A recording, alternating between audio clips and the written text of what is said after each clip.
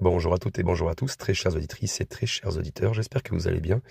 Et aujourd'hui, on se retrouve pour un épisode du moins un peu spécial aussi, en fonction de l'actualité. J'essaie de m'adapter. Et concernant l'actualité, effectivement, on peut apercevoir de l'IA partout. On parle d'IA tout le temps, partout. Et donc, c'était l'occasion pour moi de vous faire un petit épisode qui va essayer de parler un petit peu de l'évolution technologique qui révolutionne notre quotidien, voilà, l'intelligence artificielle. On va explorer un petit peu l'état actuel de l'IA. On va mettre en lumière les avancées concrètes qui transforment déjà en fait de nombreux secteurs qui existent déjà. Et on va essayer de découvrir un peu comment des techniques telles que le deep learning, les modèles de langage et l'apprentissage par renforcement sont appliqués en fait dans des domaines variés comme la santé, l'automobile, la finance, la cybersécurité, etc. Donc, je vais essayer de vous donner quelques exemples précis d'applications en action, des systèmes de diagnostic médical aussi assistés par l'IA, aux véhicules autonomes en phase de test avancé. Et après, parallèlement, bien sûr, on va aborder les défis auxquels font face ces technologies aujourd'hui. Par exemple, la gestion des biais algorithmiques, l'opacité des processus décisionnels, je vais y arriver, et aussi la consommation énergétique des infrastructures de calcul intensifs, les supercalculateurs, etc. Euh, je vais essayer de vous projeter aussi vers l'avenir en examinant un petit peu les innovations en cours et les technologies en conception qui pourraient se concrétiser, je pense, d'ici les 20 prochaines années. Et il y a des projets comme l'intégration de l'informatique quantique pour accélérer l'apprentissage automatique ou le développement d'interfaces cerveau-machine pour améliorer la communication homme-machine qui fera l'objet d'un éclairage particulier. Alors, je vais essayer d'être informatif et que ça soit pas trop compliqué. Et je vais essayer d'offrir une petite analyse technique avec une mise en perspective des enjeux majeurs de l'IA. Mais je vais essayer de pas trop rentrer non plus dans le détail pour pas vous perdre. Donc j'espère en tout cas que cet épisode sera informatif pour vous, que ça vous apportera beaucoup d'informations. Et puis n'hésitez pas à vérifier aussi tout ce que je dis. Il n'y a pas de problème. Bonne écoute à tous. Alors oui, effectivement, à notre époque, l'intelligence artificielle, elle occupe en fait une place centrale dans la transformation numérique de notre société. Aujourd'hui, l'IA n'est plus cantonnée en fait au laboratoire de recherche, elle influence déjà de nombreux secteurs tels que la santé, l'automobile, la finance ou encore la cybersécurité ou même d'autres secteurs d'activité, bref. Elle est partout. Et cet article, en fait, que j'ai essayé de créer, je l'ai créé un petit peu rapidement, parce que quand j'ai vu la nouvelle avec Macron qui allait passer à la télé en parlant de l'IA, je me suis dit, il faut vite que je prépare un petit article pour en parler. Et donc, cet article, il se propose de dresser quand même un panorama factuel, ce sont des faits, et détaillés de l'état de l'art de l'intelligence artificielle, et même d'exposer avec vous les avancées technologiques en cours, et puis même celles qui sont en conception, et puis on va essayer d'identifier les innovations susceptibles d'émerger dans les 20 prochaines années, et enfin d'analyser les risques et les limites associées à ces évolutions. Parce que tout n'est pas simple. Alors, l'IA, effectivement, se définit comme la capacité des machines à réaliser des tâches qui nécessitent habituellement une intelligence humaine, telles que l'apprentissage, le raisonnement ou la résolution de problèmes complexes. Et donc, au cours des dernières décennies, cette discipline elle a connu une évolution fulgurante. Je pense que pour les plus anciens, enfin moi j'ai 40 balais, j'ai bien vu que c'est monté vraiment d'une... J'ai connu en fait, il n'y avait pas Internet et maintenant on est à la fibre optique, donc c'est quand même incroyable. Et en plus, avec l'IA et les ordinateurs quantiques, c'est encore pire. Donc, elle est passée de simples programmes de calcul à des systèmes capables d'auto-apprentissage et même d'adaptation en temps réel. C'est ça qui est incroyable. Du coup, la révolution numérique, c'est l'essor des données massives. On peut appeler ça le big data.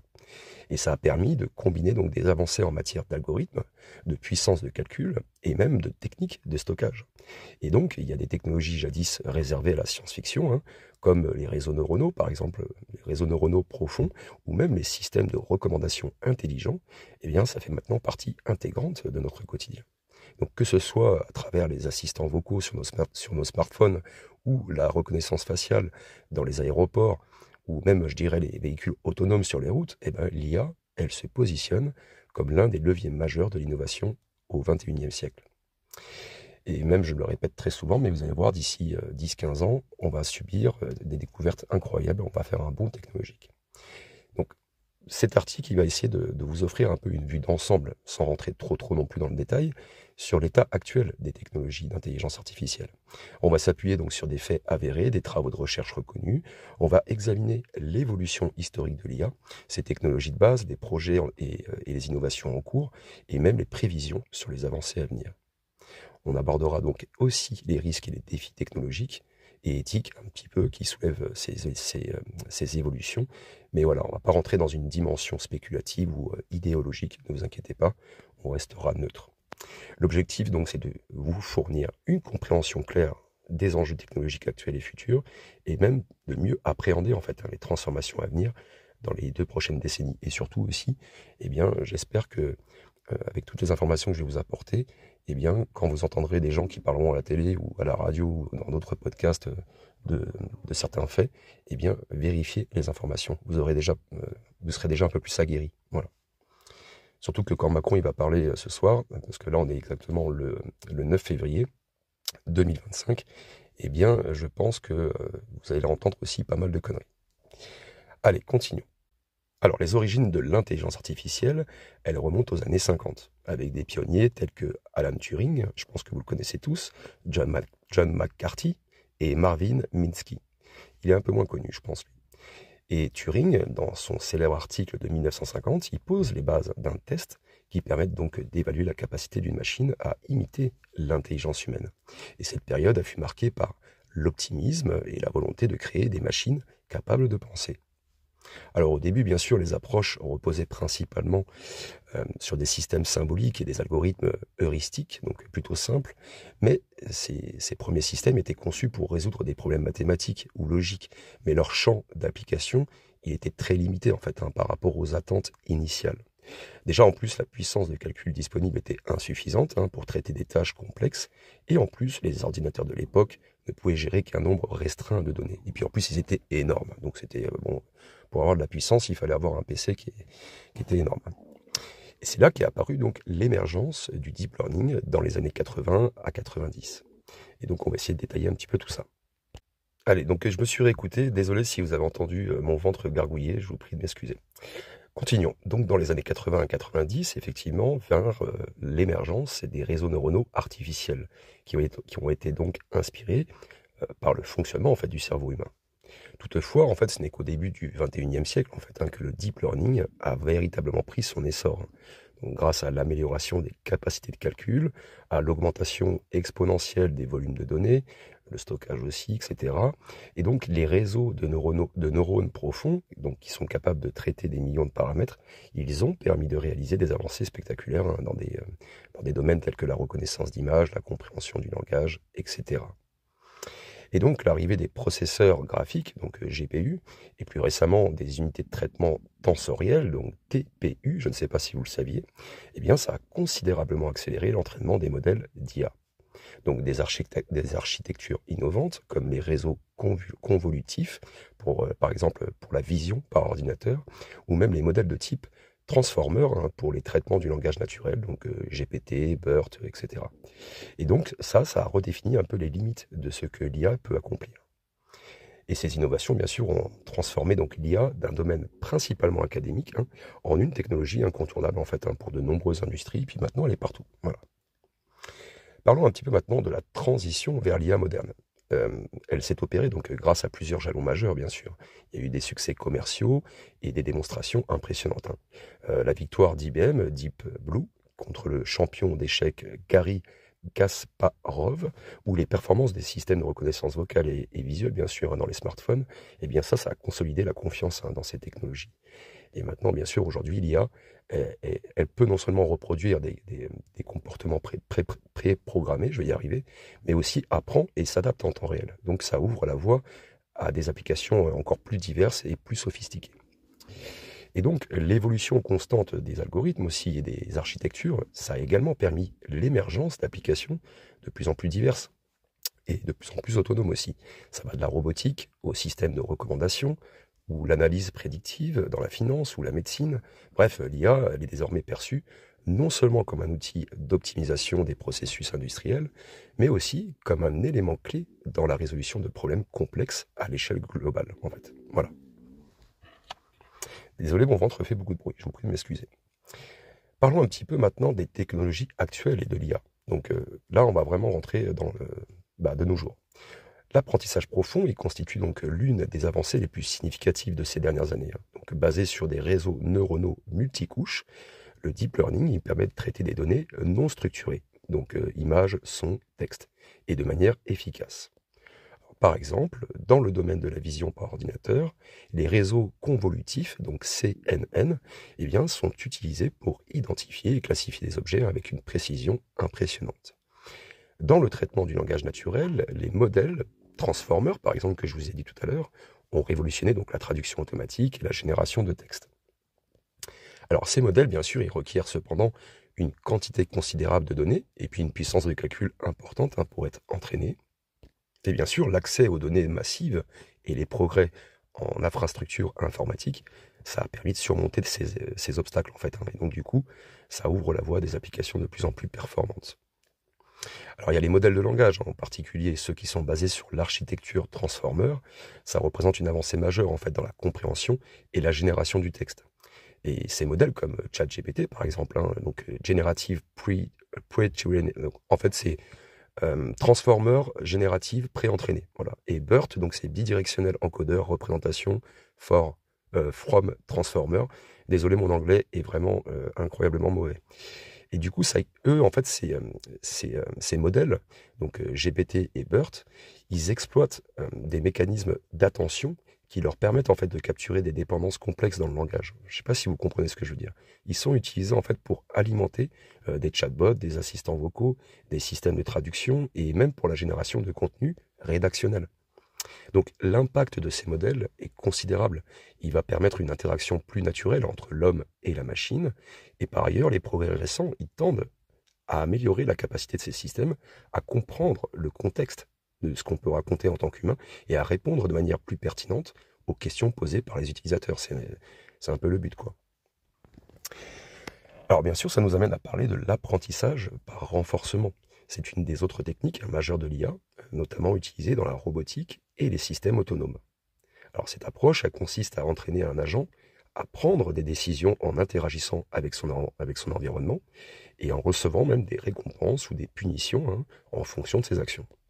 Et donc, cela a permis de réaliser des avancées remarquables dans des domaines tels que les jeux vidéo, avec l'exemple de AlphaGo, qui a battu les meilleurs joueurs de Go, et la robotique, où elle aide à optimiser les trajectoires ou à prendre même des décisions en temps réel dans des environnements complexes.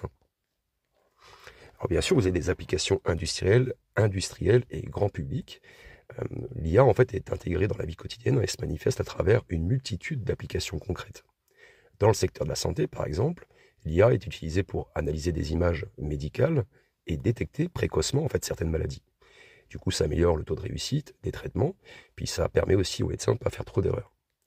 Dans l'automobile, les véhicules autonomes, ils bénéficient en fait d'algorithmes de vision et d'apprentissage, et ce qui leur permettent de naviguer dans des environnements urbains complexes, et puis aussi d'éviter des accidents, de s'arrêter dès qu'elle a un obstacle. Donc la finance aussi, bien sûr, exploite également l'IA pour optimiser les stratégies d'investissement et détecter des fraudes. Et il y a des systèmes de recommandation intelligents qui sont présents sur des plateformes de streaming ou de commerce en ligne, par exemple, qui analysent les comportements des utilisateurs afin de proposer des contenus ou des produits personnalisés, par exemple. Et enfin, dans la cybersécurité, bien sûr, l'IA aide à détecter et même à contrer des attaques en analysant en temps réel des vastes quantités de données réseau. Bien sûr, tout cela, ça nous amène à des limites et des défis actuels. Malgré les avancées remarquables, l'IA, elle fait face quand même à plusieurs défis technologiques, et les modèles actuels, bien qu'ils soient efficaces dans des domaines spécifiques, malheureusement, ils peinent souvent en fait à généraliser leur apprentissage à des contextes différents, et du coup, ça les limite en fait, ça limite un peu leur flexibilité. En plus, ces systèmes, ils sont fréquemment critiqués par leur manque d'explicabilité. Par exemple, les décisions prises par un réseau de neurones, ils restent souvent opaques, d'accord? Et ils restent en plus difficiles à comprendre. Il a une compréhension difficile, en fait. Il a du mal à créer, si je puis dire, une compréhension logique sous-jacente. Il n'arrive pas trop à comprendre réellement de quoi on veut parler précisément. Ensuite, bien sûr, il y a un autre défi majeur, c'est la gestion des biais algorithmiques. Les modèles d'IA, en fait, ils sont entraînés sur des données qui sont réelles, hein, donc elles peuvent hériter et amplifier, en fait, hein, les préjugés des utilisateurs qui sont présents dans ces dernières. Donc faut faire attention quand même. Il faut qu'elle reste neutre, l'IA. Voilà. Enfin, la consommation énergétique, hein, ça c'est hyper, enfin c'est un truc de fou, tout ce que ça consomme. La consommation énergétique des systèmes d'IA de grande envergure, c'est une préoccupation croissante, hein, et surtout à l'heure où l'optimisation des ressources et la lutte contre le changement climatique deviennent des priorités globales, quoi. Allez, parlons un petit peu maintenant des innovations et des projets de recherche actuels. L'écosystème de la recherche en IA est en perpétuelle évolution, avec de nombreux projets qui visent à repousser les limites des technologies existantes. Parmi ces avancées, on peut citer l'émergence de l'IA, en fait, hein, en fait, l'IA explicable, je ne sais pas si vous connaissiez, donc XAI, donc pour Explainable AI, en fait, qui cherche à rendre les décisions des systèmes intelligents plus transparentes et interprétables pour les utilisateurs. En gros, on peut voir en temps réel, je pense, exactement comment elle résonne et qu'est-ce qu'elle fait. Et l'objectif, c'est de permettre donc aux experts de comprendre et de vérifier les processus de décision afin de réduire les risques d'erreur et d'abus. Ensuite, il y a un autre axe de recherche important. Alors, c'est un peu compliqué à expliquer, mais ça concerne les systèmes hybrides, donc qui combinent en fait les approches symboliques traditionnelles avec les méthodes d'apprentissage profond. Et donc cette hybridation, elle vise à pallier en fait certaines limites des réseaux neuronaux, et notamment en termes de généralisation et de compréhension contextuelle. Et ces systèmes, donc, ça peut offrir une meilleure robustesse et une plus grande polyvalence, hein, dans les environnements variés. Après, bien sûr, il y a l'amélioration de la compréhension du langage naturel, le NLP. Les chercheurs, ils travaillent donc activement à perfectionner les modèles de traitement du langage naturel pour aller au-delà des simples systèmes de génération de texte. Les nouvelles architectures, elles explorent la manière d'intégrer des connaissances explicites, issues de bases de données ou d'ontologie par exemple, afin d'améliorer la compréhension contextuelle et de permettre aussi au système d'IA de mieux saisir les subtilités du langage humain. Ça, c'est très compliqué. Et ces progrès, donc forcément, ils ouvrent des perspectives, hein, pour des applications plus sophistiquées, hein, dans les domaines du conseil, de l'éducation ou de la traduction. L'éducation, ça peut être pas mal aussi. Ensuite, vous avez l'intégration de l'IA dans la robotique avancée. L'union de l'IA et de la robotique, forcément, elle ouvre également la voie à des systèmes autonomes, hein, capables d'interagir de manière plus fluide avec leur environnement. Donc vous avez bien sûr des projets en cours, hein, qui visent à doter les robots d'une capacité d'adaptation en temps réel, hein, dans des situations imprévisibles. Donc, par exemple, hein, dans le domaine de la logistique, des robots intelligents sont en cours de développement pour optimiser la gestion des stocks et la distribution des produits dans des entrepôts automatisés. Je ne sais pas si c'est bien bon pour le futur de l'emploi, mais bon. Dans le secteur de la santé, par contre, vous allez voir, c'est intéressant, il y a des robots chirurgicaux qui sont assistés par IA et qui permettent d'améliorer la précision des interventions. Ça, c'est cool. Et ces systèmes, ils analysent en temps réel donc les données issues de capteurs et d'images médicales, et donc ça propose des ajustements précis, hein, durant l'opération, et donc forcément, ça réduit les risques pour le patient, hein. Allez, parlons un peu maintenant des technologies émergentes et des synergies innovantes. Ça, c'est pas mal aussi, hein, l'informatique quantique appliquée à l'IA. L'informatique quantique, elle représente l'un des domaines les plus prometteurs pour accélérer les capacités de calcul des systèmes d'IA. Et bien que cette technologie en soit encore à ses débuts, hein, il y a des chercheurs qui explorent déjà comment les algorithmes quantiques pourraient optimiser l'apprentissage profond et résoudre des problèmes complexes, hein, qui demeurent pour l'instant inaccessibles, hein, aux ordinateurs classiques. Et donc, quand on intègre de l'IA et de l'informatique quantique, je vous laisse imaginer, à terme, ça permettrait des avancées spectaculaires en matière de traitement de données et d'optimisation algorithmique. L'interface cerveau-machine aussi, qui est déjà presque un petit peu en cours aussi en ce moment. Les interfaces cerveau-machine, elles font également l'objet d'un intérêt croissant, hein. Ces dispositifs, ils visent à établir donc une communication directe entre le cerveau et l'humain et un système informatique. Et donc, ça va nous permettre d'avoir des applications qui vont aller de la réhabilitation médicale à l'augmentation cognitive. Et bon, après, il y a toujours des problèmes éthiques qu'il faudra résoudre aussi. Vous avez aussi des projets de recherche, hein, qui sont donc menés par des institutions prestigieuses et qui explorent comment ces interfaces, en fait, elles pourraient non seulement aider les personnes atteintes de handicap, mais aussi offrir de nouvelles manières d'interagir avec les systèmes intelligents, bien sûr. Voilà, en tout cas pour cette partie-ci, je pense qu'on va s'arrêter là. Dans la deuxième partie, ce n'est pas vraiment important, je peux vous la poster, le lendemain, après, bon, entre guillemets «l'interview» enfin, après que Macron passe à la télé. Mais en tout cas, voilà, je voulais vous parler un petit peu de tout ça, histoire que, bah, vous ayez quand même quelques infos en plus et voilà, faut pas non plus tomber un petit peu trop dans le panneau, si je puis dire. Il y a beaucoup, de politiques qui parlent, pour qu'on aille un petit peu dans leur sens, mais il y a pas grand-chose qui se passe réellement, en fait. On a même l'impression des fois qu'ils font presque l'inverse de ce qu'ils disent. Mais bon, je veux pas faire de généralité, mais bon, c'est un peu le ressenti que j'ai. Mais ça ne regarde que moi. Dans le prochain épisode que je vais vous balancer, je pense d'ici une journée ou deux, hein, à mon avis, je vais me reposer demain, je vous partagerai une vidéo qui parlera des perspectives futures en fait, hein, pour les 20 prochaines années. On va parler de l'évolution des capacités et des applications de l'IA. Ça va être vraiment très intéressant. On parlera aussi de la convergence de l'IA et de la robotique. Là aussi, il y a matière à dire. L'interface homme-machine de nouvelle génération, même avec ce qu'a fait Musk, il y a bien sûr des améliorations qui vont venir. L'impact, bien sûr, sur les secteurs stratégiques, hein, la santé, le transport, l'industrie, l'éducation, l'environnement, etc. Et après, on fera des petites prévisions et des scénarios prospectifs, hein, pour la suite. Voilà. Et il y aura d'autres informations, bien sûr. Je pense que l'épisode il va durer 30 bonnes minutes, à mon avis. Voilà. En tout cas, j'espère que ce petit épisode vous a plu et que ça a pu vous apporter des informations, des choses que vous ne saviez pas, en tout cas. Prenez tout soin de vous et à très bientôt. Ciao, ciao.